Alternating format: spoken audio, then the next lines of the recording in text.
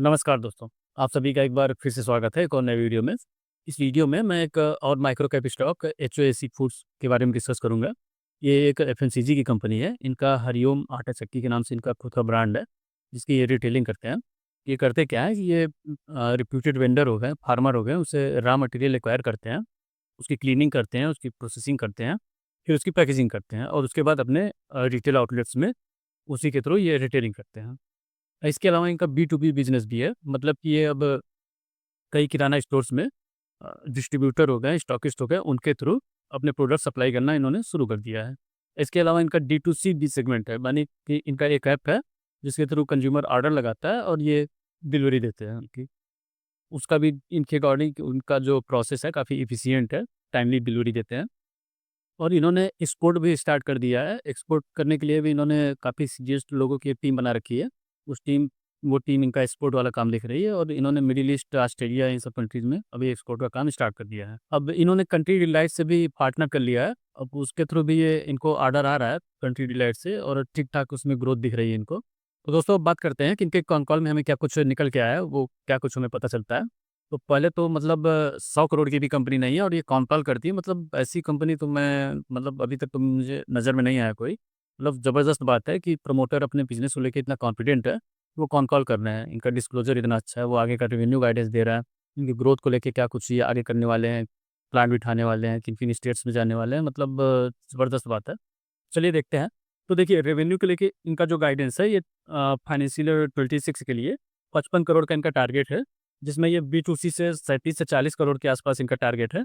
B2B से इनका 12 से 15 करोड़ का टारगेट है और जो इनका एक्सपोर्ट वाला पार्ट है, उससे इनका टारगेट है कि 6 से 7 कंटेनर पर मंथ ये मान के चल रहे हैं। रेवेन्यू की बात करें तो 50 लाख पर मंथ इनका एक्सपोर्ट से टारगेट है। 50 लाख पर मंथ मतलब 6 करोड़ इनका ईयरली पर एनम इनका रेवेन्यू हो गया। बात करें इनके मैन्युफैक्चरिंग प्लांट को लेके, तो इन्होंने इनके अभी 2 प्लांट हैं। गुड़गाँव में इन्होंने एक नया सेट किया है आईपीओ के बाद। आईपीओ इनका 2023 या 24 में आया था, याद नहीं मुझे। आई थिंक 23 में आया था शायद। तो इनका जो आईपीओ आया है, उसके बाद इन्होंने गुड़गाँव में अपनी दूसरी फैक्ट्री सेट की है।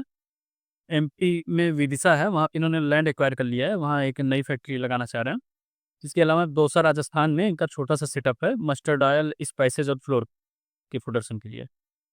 बात करें इनके स्टोर एक्सपेंशन की, तो अभी इनके पास कंपनी ओन्ड 5 स्टोर्स हैं, 10 स्टोर्स इनके पास फ्रेंचाइज़ी आउटलेट्स हैं, गुड़गाँव और दिल्ली एनसीआर में।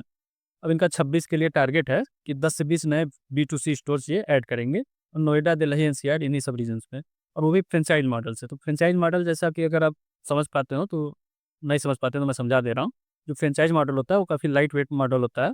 इसमें क्या होता है कि कैपिटल कंपनी को कम लगाना पड़ता है। फ्रेंचाइज़ जो है वो सारा स्टोर में कैपिटल लगाता है, स्टोर सेटअप करने के लिए। लेकिन मार्जिन कंपनी के पास कम आता है क्योंकि मार्जिन उनको फ्रेंचाइज़ ओनर के साथ उनको डिवाइड करना पड़ता है।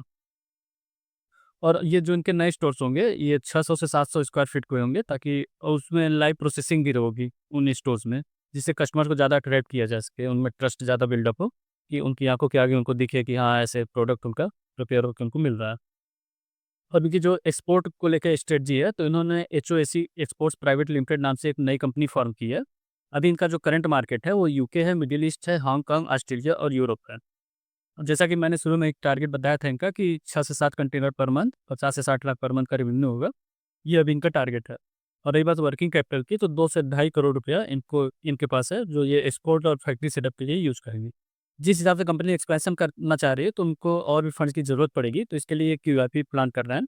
क्यूआईपी के थ्रू जो ये फंड रेज़ करेंगे, उसका यूज़ होगा वर्किंग कैपिटल में, फैक्ट्री सेटअप करने के लिए, विदिशा में जो इन्होंने लैंड लिया, उसकी फैक्ट्री इनको सेट करना है, एक्सपोर्ट वगैरह जो इनको एक्सपेंड करना है, प्लस बी2बी जो सप्लाई चेन है, उसको ज़्यादा स्ट्रेंथन करने के लिए।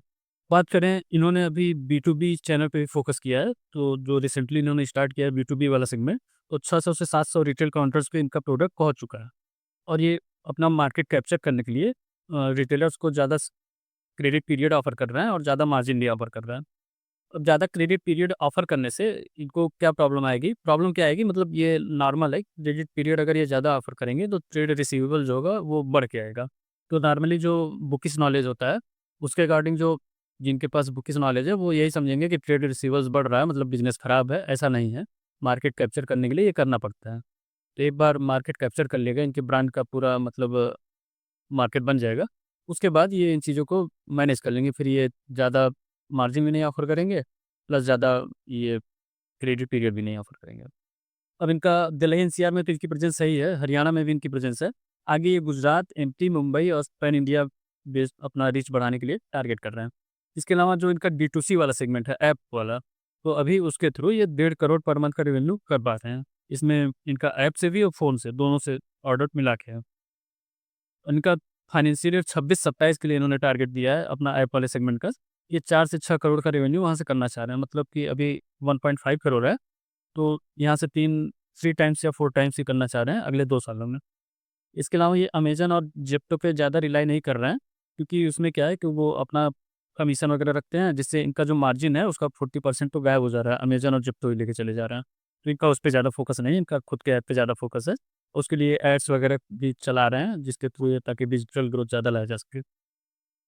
इसके अलावा इन्होंने फुल्ली ऑटोमेटेड मशीन्स इंस्टॉल कर ली हैं, जिससे इनका लेबर कॉस्ट जो है वो रिड्यूस हो गया है और इनके अकॉर्डिंग इन्होंने 1 करोड़ रुपया इन्होंने मैन्युफैक्चरिंग कॉस्ट अपना सेव कर लिया है, इस फुल्ली ऑटोमेटेड मशीन के इंस्टॉल करने की वजह से। और इनका जो एबिटा मार्जिन का गाइडेंस है वो 16% का है फाइनेंशियल ईयर 26 के लिए। एट प्रेज़ेंट 15% इनका मार्जिन है, जो कि ये बता रहे हैं कि 26 में 16% हो जाएगा। तो दोस्तों इनका ट्रेड रिसीवेबल्स जो है वो बढ़ गया है, क्योंकि ये बी टू बी में एक्सपेंशन कर रहे हैं, जैसे कि मैंने पहले ही बताया था कि ये ज़्यादा क्रेडिट पीरियड ज़्यादा ऑफर कर रहे हैं मार्केट कैप्चर करने के लिए। वो अभी बढ़ा हुआ है, लेकिन इनके अकॉर्डिंग ये अगले 6 महीनों में ये प्रॉब्लम भी सॉर्ट आउट हो जाएगा, चीज़ें इंप्रूव हो जाएंगी। इसके अलावा इनका जो इन्वेंट्री डेज है वो नीचे आ गया है, और उसकी वजह क्या है कि इन्होंने अपने प्रोसेस को ज़्यादा स्ट्रीमलाइन किया, जो फ्रेंचाइज स्टॉकिंग वगैरह थी उसको इम्प्रूव किया, इससे इनका इन्वेंट्री डेज नीचे आ गया है। तो दोस्तों ये जो कंपनी है एचओएसी फूड्स, कंपनी तो बहुत छोटी है, मतलब 100 करोड़ का भी मार्केट कैप नहीं है, 90 या 93 करोड़ के आसपास इसका मार्केट कैप है। लेकिन इनके जो एस्पिरेशन है, मैनेजमेंट इनका जो है उसके एस्पिरेशंस काफ़ी बड़े हैं, विज़न काफ़ी बड़ा है, मतलब आगे का जो ये ग्रोथ टारगेट लेके चल रहे हैं, काफ़ी अच्छा है। मतलब अ, ये 3-4 सालों में अपने बिज़नेस को 4x करना चाह रहे हैं। ये इनके कॉन कॉल्स हमको समझ में आया। इसके अलावा इनका डिस्क्लोज़र भी है, मतलब ये कॉन कॉल भी कर रहे हैं, ये भी एक बड़ी बात है। तो बिज़नेस तो काफ़ी अच्छा दिख रहा है, और अगर आप इनका फाइनेंशियल का डेटा देखेंगे तो पिछले 3-4 सालों में ये अपने सेल्स और प्रॉफ़िट को हर साल डबल या उससे भी ज़्यादा ये करते आए हैं। तो बिज़नेस तो काफ़ी अच्छा दिख रहा है, बट अगेन ये कोई बाइंग या सेलिंग रिकमेंडेशन नहीं है।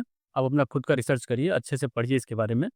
तो वीडियो अगर आपको अच्छा लगा हो तो आप इसको लाइक कर दीजिए, साथ ही चैनल को सब्सक्राइब कर लीजिए और बेल आइकन को भी प्रेस कर दीजिए, जिससे आगे मैं जो भी वीडियोज़ डालूँ आपको टाइमली उसकी नोटिफ़िकेशन मिल जाए।